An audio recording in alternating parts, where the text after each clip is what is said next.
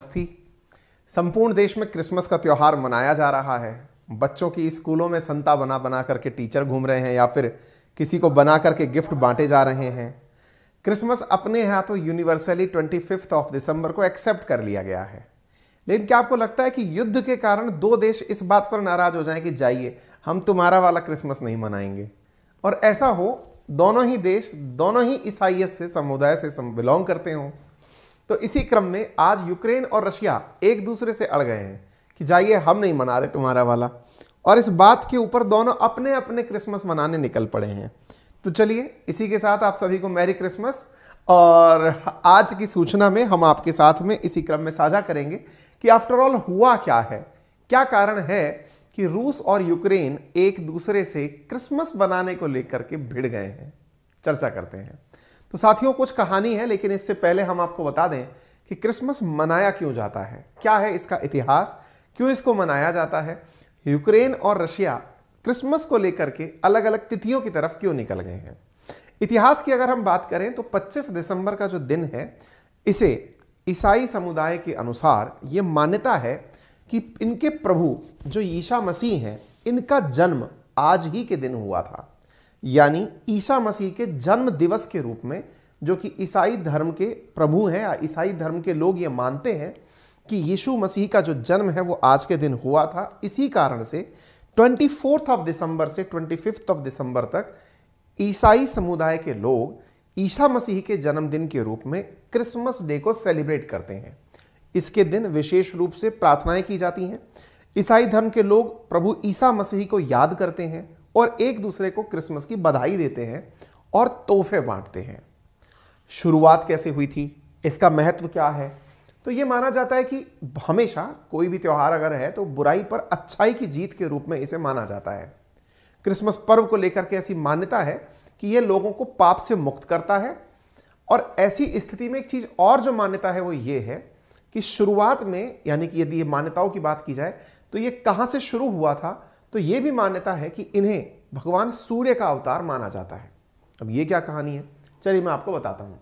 असल में कहानी कुछ इस प्रकार से है कि जो रोमन साम्राज्य था वो लगभग 330 साल पहले, मतलब एक समय था जिस समय रोम का साम्राज्य इसी दिन अपने यहां सूर्य देव की पूजा किया करता था, या यूं मानिए कि वहां पर सूर्य देव आराध्य देव हुआ करते थे। वो रोमन साम्राज्य ने 330 में आते आते ईसाई धर्म का काफी प्रचार प्रसार हुआ, और उस प्रचार प्रसार से यह माना जाता है कि जो लोग रोमन एम्पायर के जो लोग थे, उन्होंने ईसाई धर्म के मान्यता वालों से मिलकर यह स्वीकार कर लिया कि उनके सूर्य देव ही ईसाई भगवान है या ईसा मसीह है। और तब से रोमन एम्पायर और ईसाई समुदाय एक तरीके से एक ही दिन को भगवान सूर्य के अवतार के रूप में ईसा मसीह को पूजने लगे, यीशु को पूजने लगे। और इसी दिन को आज के दिन 25 दिसंबर से ईसा मसीह के जन्म दिवस के रूप में मनाया जाना शुरू हुआ। अब 2022 का है, आप लोग इसको सेलिब्रेट होते हुए देख ही रहे हैं। अब खबर आती है यूक्रेन की। यूक्रेन की एक तस्वीर यहां पर जारी होती है जिसमें Ukraine looks to glimmer and Christmas tree in year of war devastation. खबरें आती हैं डिफेंस ऑफ यूक्रेन के द्वारा अपने सैनिकों को 25 दिसंबर की शुभकामनाएं दी जाती हैं। यानी एक प्रकार से इसे आप अंधेरे में सूरज की रोशनी के प्रतीक के रूप में मान सकते हैं। यूक्रेन की डिफेंस के द्वारा अपने सैनिकों को बधाई तस्वीरें जारी की जाती हैं। जेलेंस्की के द्वारा यह अनाउंस किया जाता है आज से 4 दिन पहले कि we will celebrate Christmas and even if there is no electricity. Electricity क्यों नहीं है? क्योंकि जहां जहां भी, मतलब बहुत सी जगह पर इलेक्ट्रिसिटी का जो सर्विस है वो रशिया की शेलिंग के अंदर खराब हो चुका है। Light of our faith is our self will not go out. कारण यह है कि क्रिसमस के अवसर पर सब जगह लाइटनिंग की जाती है, रोशनी की जाती है। अब चूंकि यूक्रेन के अंदर रशिया के द्वारा हो रही गोलाबारी से उनका विद्युत का जो सिस्टम है वो पूरी तरह ठप हो चुका है, इसके बावजूद अंधेरे के अंदर भी क्रिसमस का सेलिब्रेशन किया जा रहा है। कुछ इस तरह की तस्वीरें डिफेंस ऑफ यूक्रेन के द्वारा जारी की गई, जिसमें सैनिकों के द्वारा रोशनी के रूप में कैंडल नाइट डिनर किया गया और एक दूसरे से बधाइयां प्रेषित की गई। एक और तस्वीर वायरल हुई जिसमें दिखाया गया है कि किस प्रकार से एक पाउडर चार्ज ट्यूब जो कि बनी है हॉवित्जर के गोले से, उससे ट्यूबलाइट जलाई गई है। बहुत सी तस्वीरें वायरल हो रही हैं।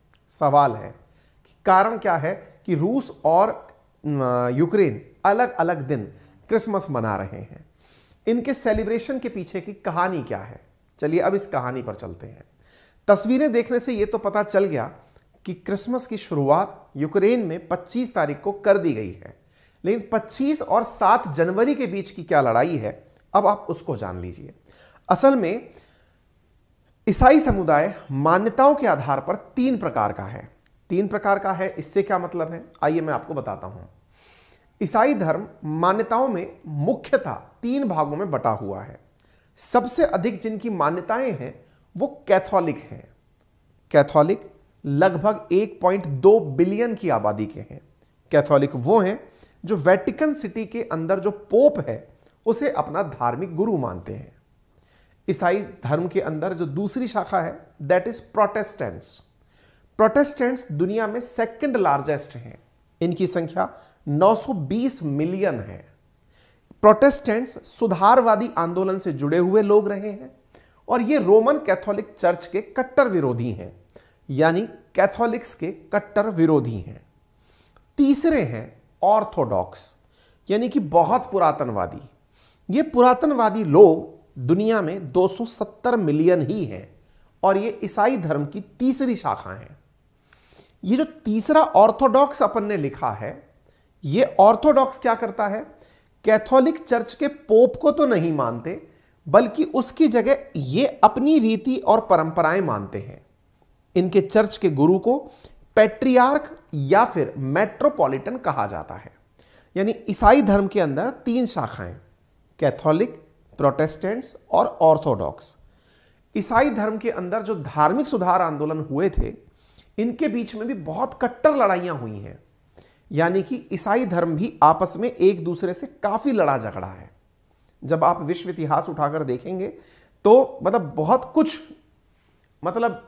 इनके बीच की लड़ाइयां हुई हैं। अब ये जो ऑर्थोडॉक्स आप देख रहे हैं, रशिया और यूक्रेन में यही लोग रहते हैं जो कि 270 मिलियन हैं। रशिया और यूक्रेन के जो लोग हैं वो कैथोलिक चर्च को नहीं मानते। दैट मीन्स उनको पोप की बात नहीं माननी। लेकिन अब क्या हुआ है? अब हुआ यह है कि चूंकि चर्च की बात तो नहीं मानेंगे, लेकिन ऑर्थोडॉक्स को लगता है कि भाई अब हम माने क्या। तो ऐसी स्थिति में इन्होंने अपने नियमों में कुछ बदलाव किया है। नियमों में बदलाव कैसे हुआ? बदलाव होने की कहानी कुछ इस प्रकार से है कि असल में ऑर्थोडॉक्स जिस कैलेंडर को मानते हैं उस कैलेंडर का नाम जूलियन कैलेंडर है, और जो लोग प्रोटेस्टेंट्स हैं या फिर कैथोलिक्स हैं या दुनिया की मेजॉरिटी जो कैलेंडर मानती है दैट इज ग्रिगोरियन कैलेंडर। अगर ऑर्थोडॉक्स के जूलियन कैलेंडर की बात मानी जाए तो यीशु मसीह का जो जन्म है वो 7 जनवरी को हुआ था, और ग्रिगोरियन कैलेंडर की बात मानी जाए तो ईसा मसीह का जन्म 25 दिसंबर को हुआ था। तो अधिकांश लोग 25 दिसंबर को कैलेंडर ग्रिगोरियन, जिसको अपन लोग भी इंग्लिश कैलेंडर के नाम से जानते हैं, जिसके अकॉर्डिंग अपनी तारीखें चलती हैं, उसके अनुसार मनाते हैं। और जो रशिया के लोग हैं जो कि जूलियन कैलेंडर मानते हैं वो 7 जनवरी को मनाते हैं। उम्मीद है अब आपको यह बात समझ में आ गई होगी। एक तरह से यूक्रेन और रशिया अब इस बात को लेकर बट गए हैं कि हम तुम्हारे जैसे तो नहीं हैं। अगर हम तुम्हारे जैसे होते तो हम जूलियन कैलेंडर मानने वाले होते तो हम दूसरे को दुख नहीं पहुंचाते, इसलिए हम अपनी अलग शाखा बनाएंगे। यहां पर यूक्रेन के अंदर ऑर्थोडॉक्स शाखा में विभाजन हो गया। एक शाखा बनी ओसीयू यानी ऑर्थोडॉक्स चर्च यूक्रेन, और एक बनी Ukrainian orthodox church that is यूओसी।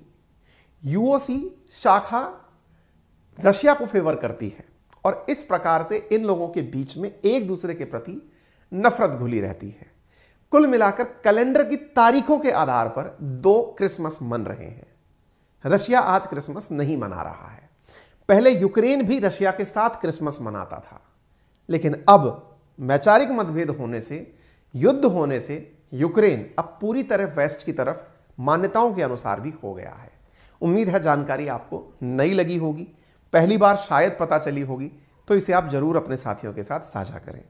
हम जो एक और कैलेंडर मानते हैं, दैट इज हिंदू कैलेंडर, चैत वैशाख ज्येष्ठ आषाढ़ वाला, उसके अनुसार नव संवत्सर पर अपन न्यू ईयर मानते हैं।